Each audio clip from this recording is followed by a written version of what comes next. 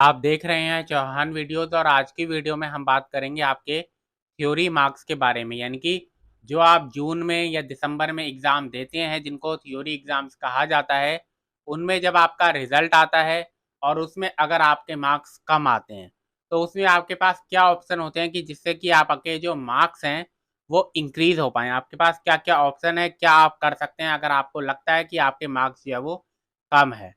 तो आज की वीडियो काफ़ी इंपॉर्टेंट होने वाली है। काफ़ी सारे स्टूडेंट इसके ऊपर क्वेरीज़ भी करते रहते हैं, तो आप इस वीडियो को इसलिए पूरा ज़रूर देखें और अंत तक देखें। अगर आपने अभी तक मेरे चैनल को सब्सक्राइब नहीं किया है और आप इग्नू के स्टूडेंट हैं, तो चैनल को ज़रूर सब्सक्राइब कीजिए। तो अब सीधा वीडियो की शुरुआत करते हैं।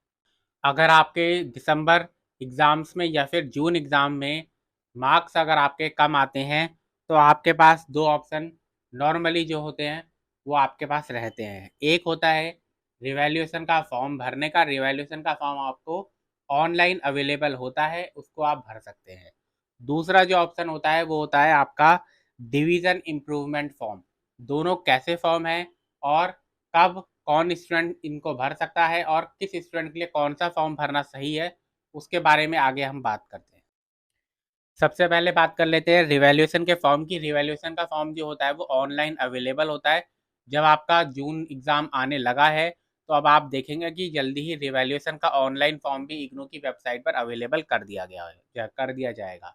आपने जैसा कि इग्नू के रिज़ल्ट सेक्शन में देखते हैं कि एक जगह लिखा रहता है टर्म एंड, जिसमें टर्म एंड एग्ज़ाम रिज़ल्ट का लिंक होता है। दूसरा उसके बाद ग्रेड कार्ड लिखा हुआ होता है और तीसरा अगर आप देखेंगे वहाँ पर उनके नीचे वो रिवैल्यूएशन रिज़ल्ट लिखा रहता है। तो जो स्टूडेंट रिवैल्यूएशन का फॉर्म भरते हैं, उनका ही रिवैल्यूएशन का रिज़ल्ट जो है उस वहाँ पर आपको नज़र आता है। अब ये रिवैल्यूएशन है क्या? इसमें सिंपली क्या होता है कि आपकी जो कॉपी है वो दोबारा चेक की जाती है। अगर आपको लगता है कि मैंने 100 नंबर के एग्ज़ाम में 60 नंबर का लिख कर आया था, मुझे कम से कम 60 नंबर मिलने चाहिए थे, लेकिन आपको मिलते हैं 30 नंबर, 35 नंबर या 40 नंबर। तो आपको जितने मार्क्स मिलने चाहिए थे, उतने मार्क्स नहीं मिले। तो आप क्या करते हैं, आप रिवैल्यूएशन का फॉर्म भर सकते हैं। रिवैल्यूएशन का फॉर्म भरकर आप दोबारा एक बार फिर से अपनी कॉपी जो है वो चेक करवा सकते हैं। एक क्वेश्चन जो कि स्टूडेंट्स के मन में रहता है कि क्या रिवैल्यूएशन से मार्क्स इंक्रीज़ होते हैं या फिर नहीं? तो रिवैल्यूएशन से मार्क्स इंक्रीज़ होते हैं, जो कि 5 नंबर तक बढ़ सकते हैं, 10 नंबर, 15 नंबर और कुछ स्टूडेंट्स ऐसे होते हैं जिनके 20 नंबर तक भी इंक्रीज़ हो सकते हैं। तो रिवैल्यूएशन से मार्क्स जो है वो इंक्रीज़ होते हैं, लेकिन कितने मार्क्स इंक्रीज़ होंगे, वो डिपेंड करता है कि आपकी कॉपी में कितना आपने लिखा हुआ है।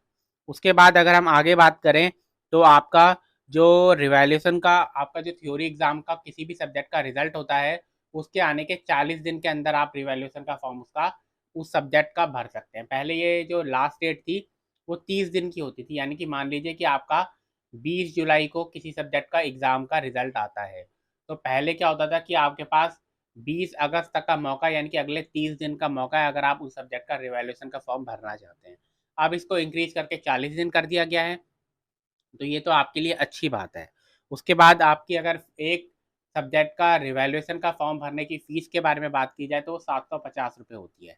इसके साथ एक चीज़ और है कि अगर आप ₹100 और एक्स्ट्रा देंगे, तो आपको जो आपकी आंसर शीट है उसकी फ़ोटोकॉपी भी आपके ईमेल आईडी पर भिजवा दी जाती है, जिससे कि आप खुद भी अपनी जो आंसर शीट है उसको चेक कर सकते हैं कि कहाँ पर मुझे मार्क्स मिले, कहाँ पर मुझे मार्क्स नहीं मिले। अगर आपको लगता है कि ये 2 क्वेश्चन थे जो चेक ही नहीं हुए, या ये 2 क्वेश्चन थे जो कि मैंने सही लिखे लेकिन उनको गलत मार्क्स मिला, तो फिर आप उस आंसर शीट को देखने के बाद भी रिवैल्यूएशन का फॉर्म जो है वो अपना भर सकते हैं।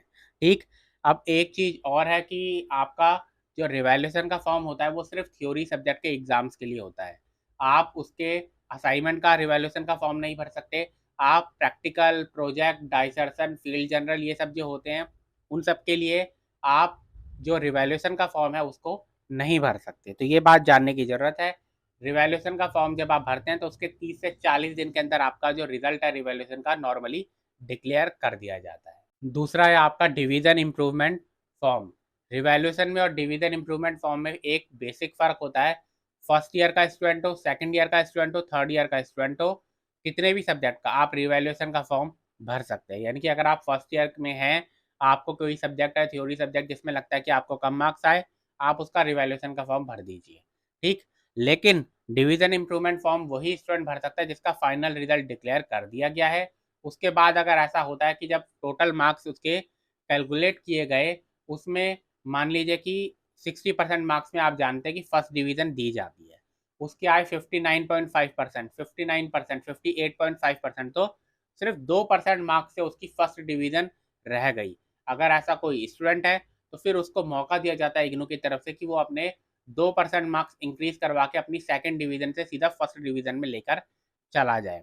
उसके लिए 25% क्रेडिट जो होते हैं, आपके उतरे तक का आप एग्ज़ाम जो है वो दोबारा दे सकते हैं। लेकिन जैसा कि मैंने बताया, ये फॉर्म वही स्टूडेंट भर सकता है जिसका फाइनल रिजल्ट आ गया हो और फाइनल रिजल्ट में उसको 2% मार्क्स कम मिले हो उसकी फर्स्ट डिवीज़न आने में, ठीक? तो ये जो फॉर्म है सिर्फ वही स्टूडेंट भर सकते हैं। तो ये दोनों में फ़र्क है, रिवैल्यूएशन के फॉर्म में और डिवीज़न इम्प्रूवमेंट फॉर्म में। तो इसलिए ज़्यादातर स्टूडेंट जो होते हैं, लगभग सभी स्टूडेंट जो होते हैं, वो रिवैल्यूएशन का फॉर्म भरना ज़्यादा प्रेफर करते हैं, क्योंकि वही ज़्यादातर स्टूडेंट को ये मौका देता है कि उनके मार्क्स जो है वो जल्दी से इंक्रीज़ हो पाएँ। तो आज की वीडियो में इतना ही। वीडियो अगर आपको पसंद है तो वीडियो को लाइक ज़रूर कीजिए, शेयर ज़रूर